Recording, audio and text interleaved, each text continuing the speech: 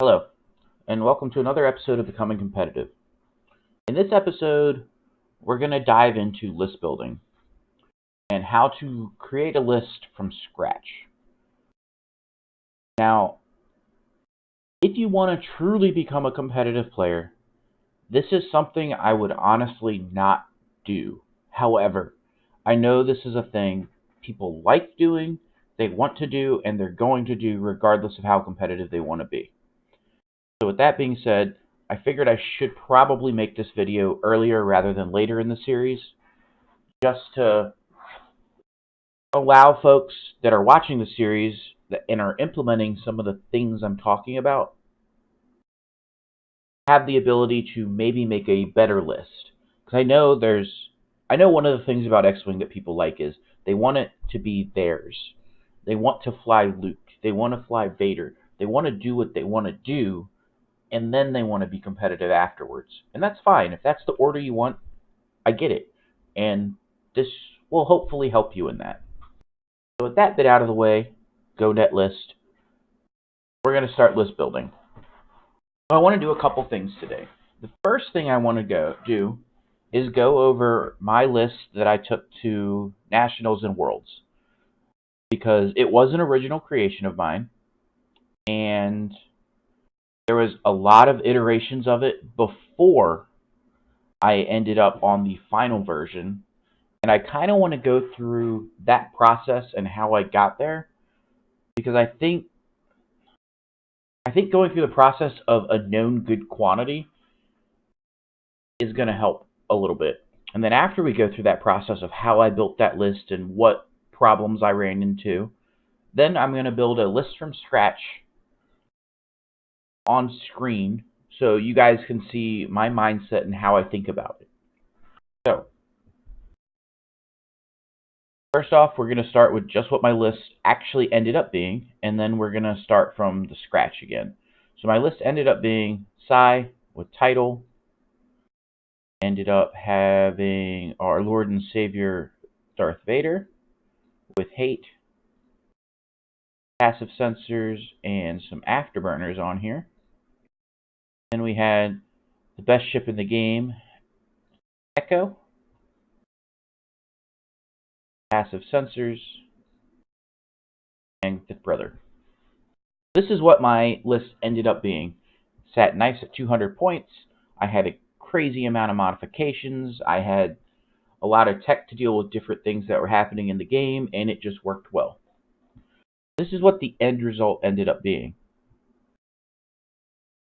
Now, ignoring the end result, what I started with was this. Just Echo.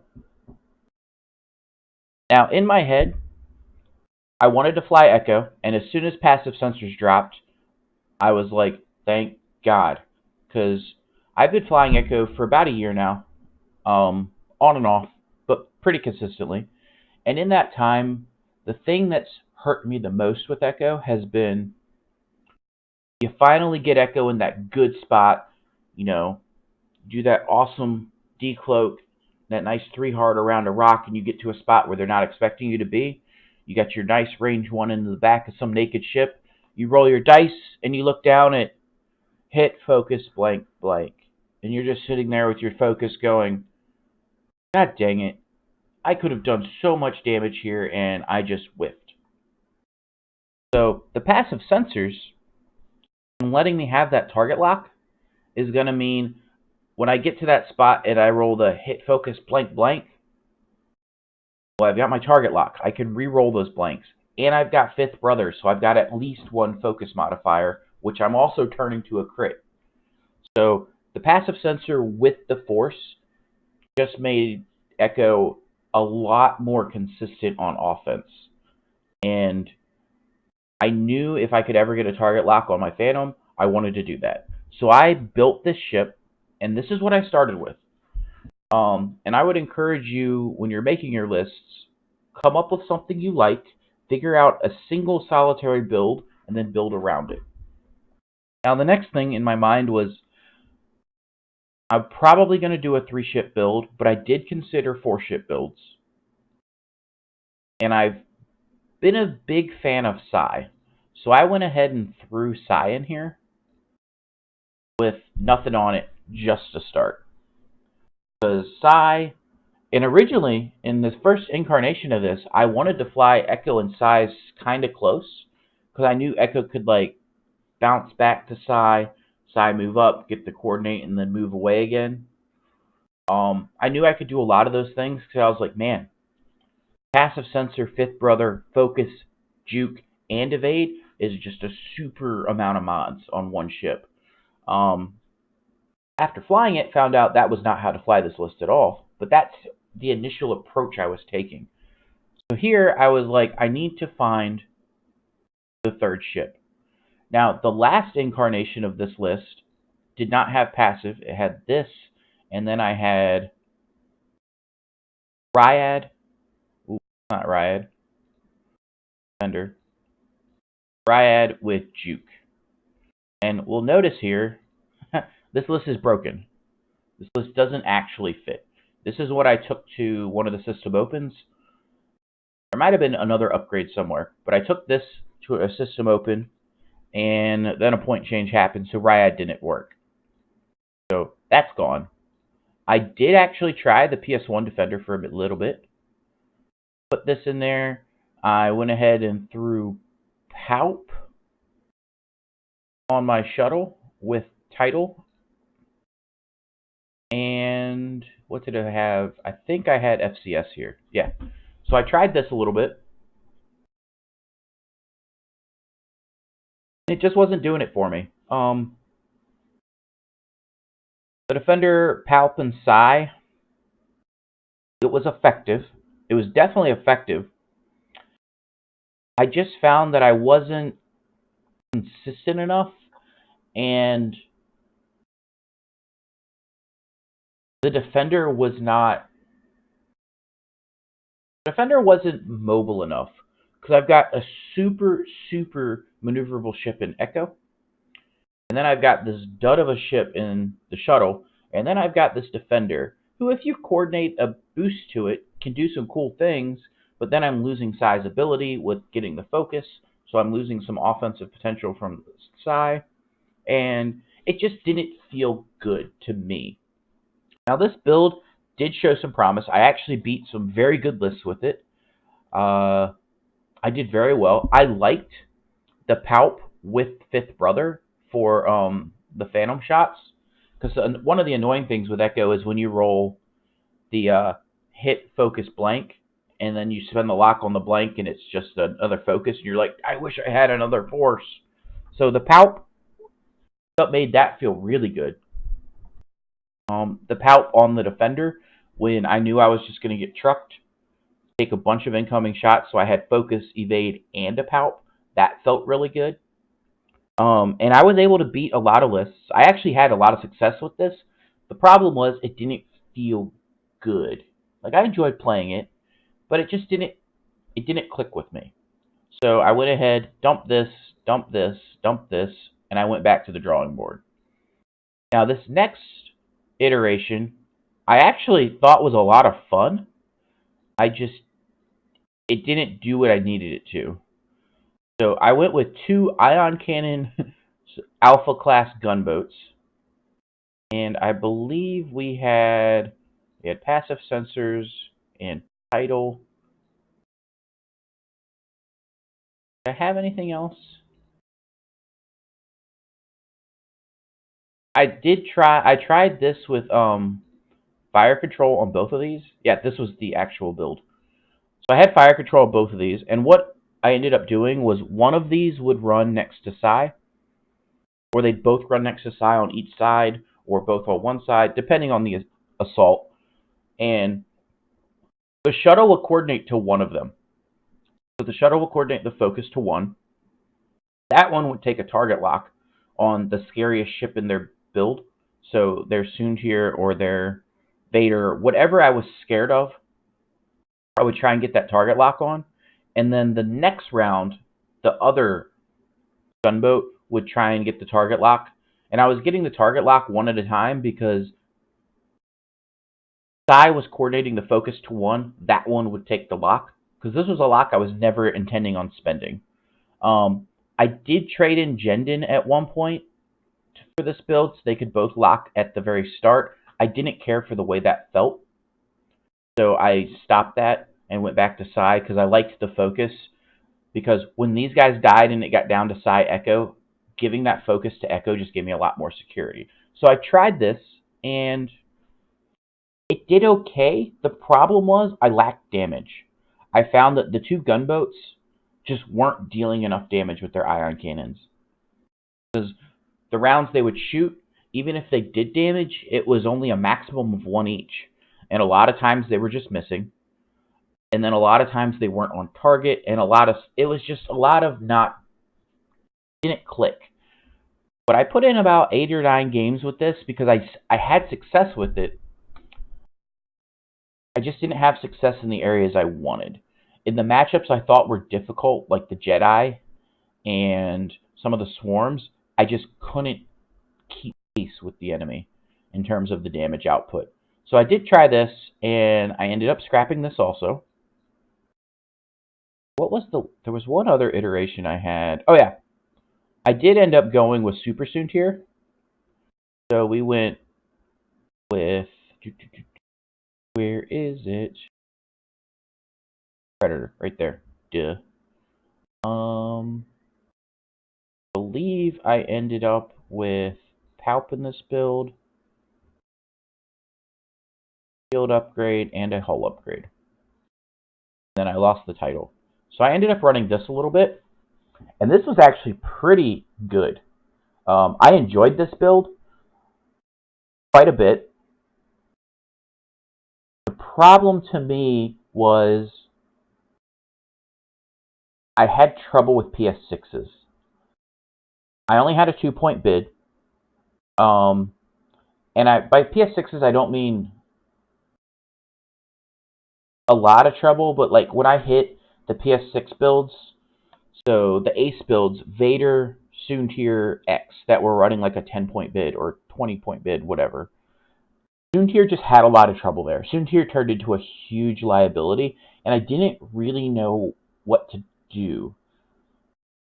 Echo is more than capable of soloing a single 6, but when there's 2 6s, Echo's very sad, because as soon as they split up and they're flying, not as a pair, but as flanking partners, Echo's really sad because one of them is almost always going to have a shot on Echo, and most aces are going to be able to double modify their attacks, which means they're almost always getting to 3 hits, which means Echo's taking damage most of the time she's getting shot at.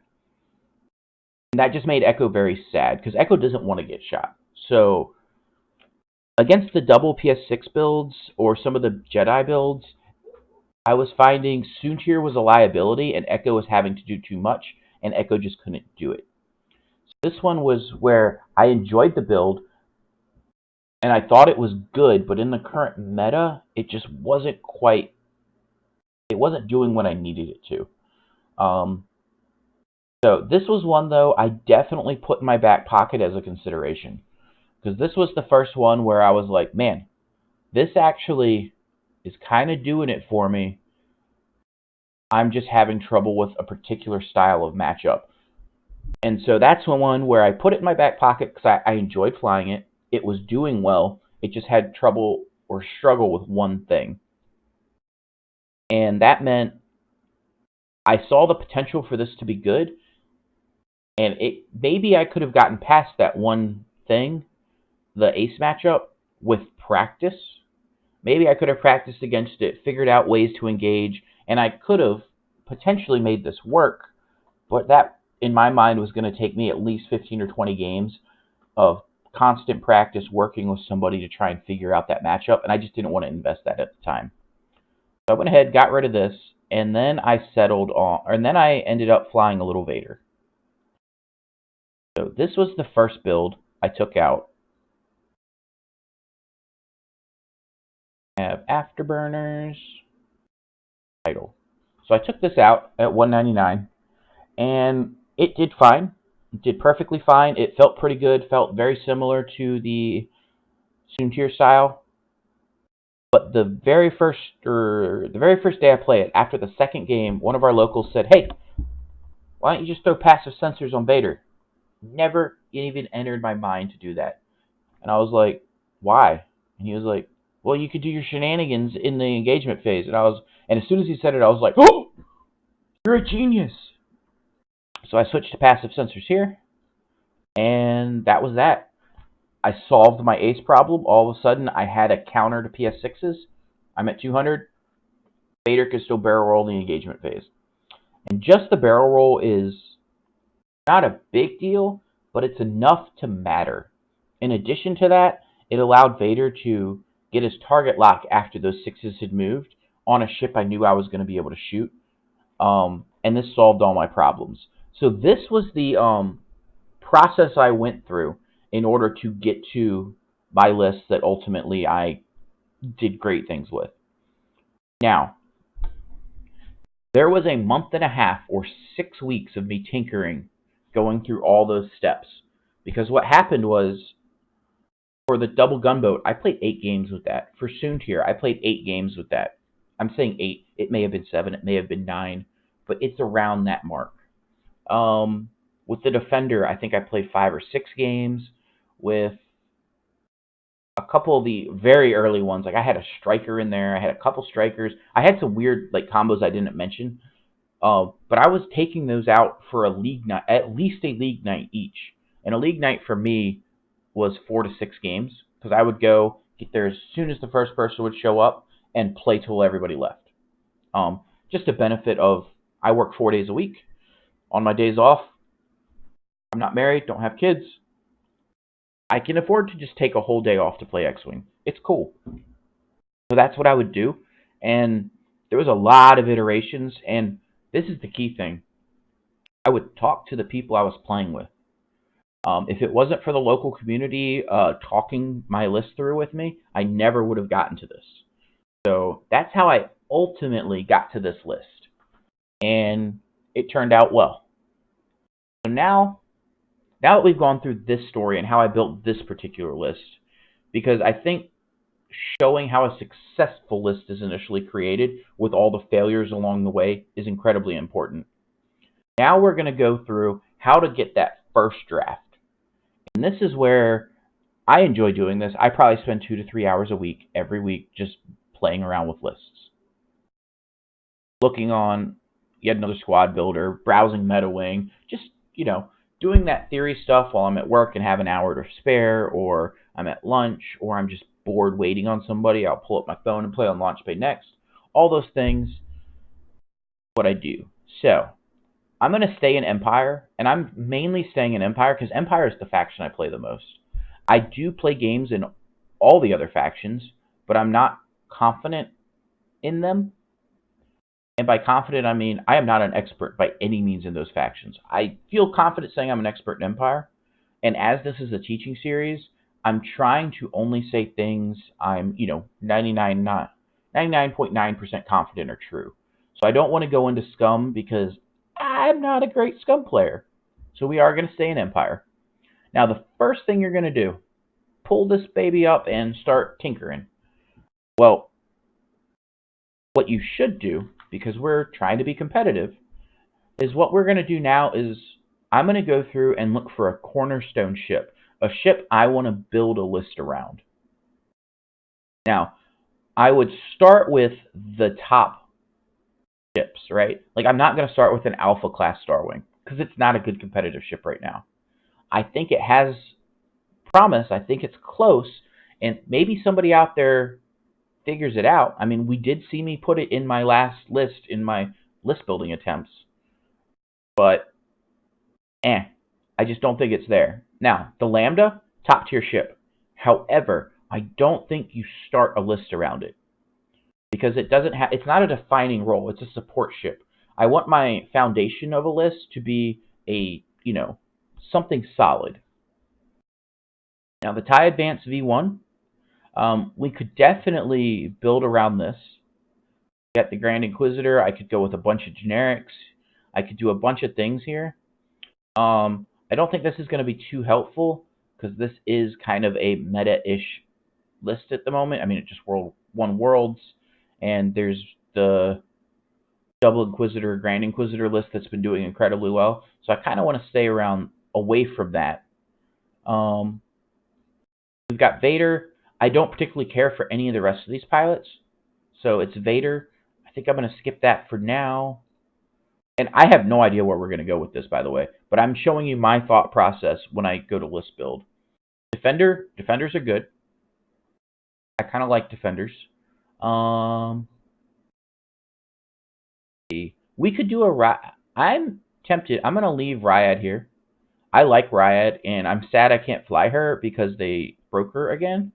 But 82 points doesn't seem terrible. So I'm going to leave this here as a potential starter. And maybe I go to Vessery. Maybe not. But we'll leave that there for now. Interceptor. We could start with Soontir. But I'm going to try and stay away from the known quantities for now. And Reaper. I'm not a fan of Reapers. I don't fly them well. Aggressors. I don't like them. I like them in 1.0. I'm not a fan of them now. Punisher.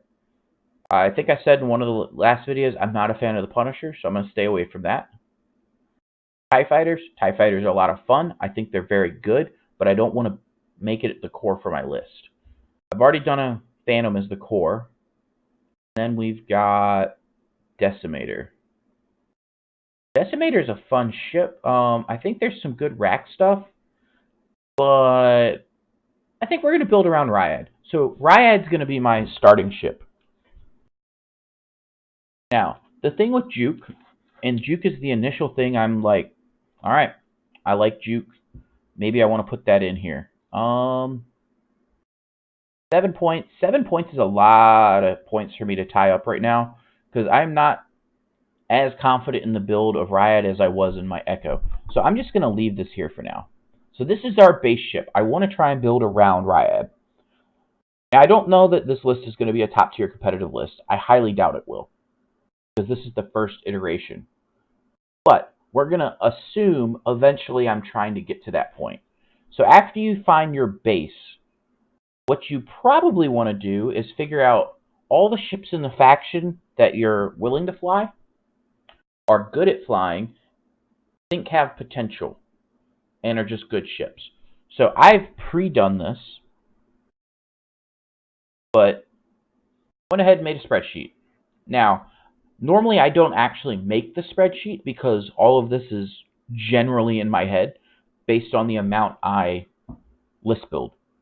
But when I make a list for, say, Scum, I kind of actually do this. Maybe not in actual spreadsheet form, but like on a piece of paper.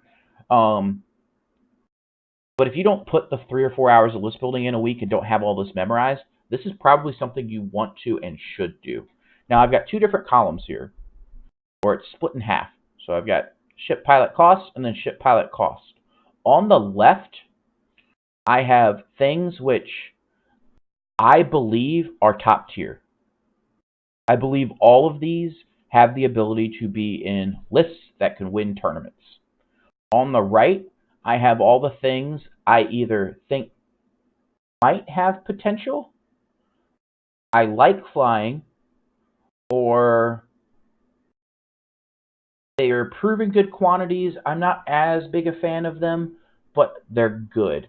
So this is like my, top tier ships, like top of the line, and then my A-class, A-tier ships. And this is important, I think, to kind of differentiate, because the more you can pull out of your top class, the stronger your list is going to be. But there's nothing saying you can't make a list out of this that isn't going to be top tier. And I say that because before I won Nova, I don't know that anyone would have put Echo on this side. Like, Whisper would have been over here, the PS4s would have been over here, but Echo probably would have been relegated over here. And I've got Strikers over here. Strikers might belong over here. But I think Strikers are probably one of the most undervalued ships in the game. I just think most people don't fly them well, including me. Every once in a while, I'll hit somebody and their Striker play is just like, holy cow. and it leads me to believe strikers are probably better than what I'm seeing. So I put them over here. They're probably somewhere in the middle, but you just got to put them somewhere, right? So I've got this 82-point behemoth over here. There's a couple options. Deci's a thing I could do and do a 2-ship build. I don't particularly like 2-ship builds, but, you know, I'm not against it. I've flown them before. I could go with a standard 3-ship build. If I do that, Sai is going to be a ship I'm going to look at, or I'm just going to look at 2 decent ships. And then the other one is going to be Ryad and a bunch of generics. So I think the first thing I want to look at is just your standard 3-ship build. Now, Ryad is super expensive. So the first thing I want to try is putting in a top tier ace that's cheap. And to me, the cheapest top tier ace out there is going to be either Inquisitor, Naked, or where's my interceptor? Soontir with Predator. Now, I personally have more experience with Soontir, so I'm just going to put Soontir in there. If for whatever reason I want to jump down, I'll look at that. Or I might even just look at actually, I'm looking at this right now. We're going to do both. So where is my interceptor? Soontir, Talent, Predator. And the reason I say we're going to do both is I like their point cost. Right? So we're at 198 or 189, and I've still got 11 points to do stuff with. So this is where all of a sudden I'm like, this looks promising just from the start. I don't know if we'll get to something I'm happy with, but it looks promising. Now, a couple upgrades I know are good and I'm considering taking are going to be FCS here. I've been a fan of the 2-point upgrade for the defenders for fire control, because more than likely you just want to take that focus evade. However, if Ryad gets to endgame, which is a thing that can easily happen, and you're in a one-on-one duel, FCS is going to be the most value thing you can get. Now, in a lot of games, this 2 points isn't going to do much, because on the initial jousts and the initial approaches, you're focus evading and just trying to survive. You're never going to sit there with just the evade. But late game, when you can safely get a target lock, all of a sudden FCS is going to start making its money. So I'd consider FCS here. I think Juke in this build could be good, but I don't know that I want to invest 7 of my 11 points to play with there. But that's a thing I want to consider. And there's no way I'm putting a cannon or missile on this defender. So those are the 2 choices I have for the defender. Soontir, other than a hull or shield upgrade, probably not upgrading him. And then the Inquisitor. So Inquisitor can FCS. I kind of am into that. What do we got here for actions? So he's got the Force. He's got 2 Force. He's got a target lock. Okay. So FCS here is looking pretty good because, again, if I can get that on him at some point, I like that. And he can do it a little more safely than a lot of ships because he's got Force. So I could probably get this target lock earlier on a key ship and rely on my Force to get through a round. I kind of like that idea. And then we've got Sense. So the thing that's jumping out at me right now is I could run Sense, Fire Control, Fire Control. This goes to 198. Goes to 198. I like that. Now I'm at 198, so I'm going to immediately just go here, drop a crack shot, and say I am a happy camper. Now I think this is a build that has promise. I don't know that this is a top tier competitive build, but we started with Ryad. I went through, and I knew I needed a cheap ace, and while I was looking at this, and this is why I like to make this or print this off, looking for the cheap ace, and then I noticed that other 50-ish point thing on an ace, and I was like, oh man, that's 100-ish points. That puts me right at, that area where all of a sudden we can start doing good things. So this is a build I'm going to play. In fact, you know what? I'm going to League later today. I'm going to take this to League tonight. Just see how it does. It looks fun. And I think it's got some promise. Now, I don't think this is a top-tier competitive build, just looking at it. I think it's going to be in that A-tier level. But it's got a lot of things going for it.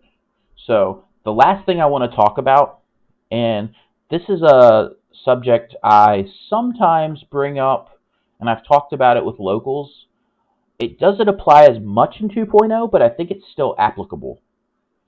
So in 1.0, I refused to fly a list unless I had 9 modifiers in it. And what I mean by modifiers are focus, evade, target lock, juke, barrel roll, the sorts of things that allow you to modify dice. Now, I just said barrel roll, and you're going, modify dice? You don't modify dice with a barrel roll. Well, not every barrel roll modifies dice. But if I barrel roll from in a shot to being out of a shot, you not shooting is me modifying your dice. You went from rolling 3 dice to 0. If I'm able to barrel roll or boost from range 2 to range 1 and avoid the shot from you, I've modified not only my attack dice by going from 3 to 4, I've also modified your defense dice or your attack dice from going from 3 to 0. So now, the boost and barrel roll isn't always going to be a modifier, but it will a lot. And then in some ships, you don't even get to count it, because a PS1, you don't count the boost or barrel roll. You don't know where any ship's going. You're never using that boost or barrel roll to modify dice. But on Soontir or Vader, that barrel roll is going to modify dice a lot. So, in 2.0, because of the lack of upgrades, or, I don't know, what's the right word here? There just seems to be a few less upgrades per list than in 1.0. You can't modify quite as strongly in 2.0 as you could in 1.0. So 9 is still what I shoot for, but sometimes I drop down to 7, 8. But the more modifications you can get into your list, if you go back to the variance video we did, more modifications, the lower that variance goes. So in this list, we're going to count our modifications. So the first thing we've got is, we'll start with the Inquisitor. Inquisitor's got force. Now he's got 2 force, but I only want to kind of count 1 force per round. And the reason for that is you're only regenning 1 force. So average throughout the game, you're only really going to spend a force per round. Now, sometimes you'll spend 2 force and it'll be incredibly valuable, but more often than not, it's only going to be 1. So he's got force, got his actual action, so the focus or the evade, and then he's got a linked action with the boost barrel, and then we've got the FCS. So, and then we also have sense. Now, sense is actually going to trigger quite a bit, and I'm going to count sense as a modification because knowing the dial in a ton of games, any game where you've got a PS6 and you're in that dogfight, knowing the dial is pretty good. So this ship's got force, actual action, sense, FCS, and a possible barrel roll. Now, he doesn't have 5 modifications every round. Like, that's not a real thing. But is this ship going to average 3 ways to modify the game state each round? Yes. Yes, it is. Between sense, FCS, its force, all that kind of stuff, its pilot ability, spending a force to move a dice up and down, he's going to be modifying 3. So I'm going to give this ship 3 modifiers. Seems fair. Soontir Fel. Predator, his regular action, and then he can link to a booster barrel. Now, if you've ever watched a Soontir player play the game, they're boosting and barreling almost every round, and almost every round they're either dodging a shot or changing it from range 2 to 3 or range 0 to 1.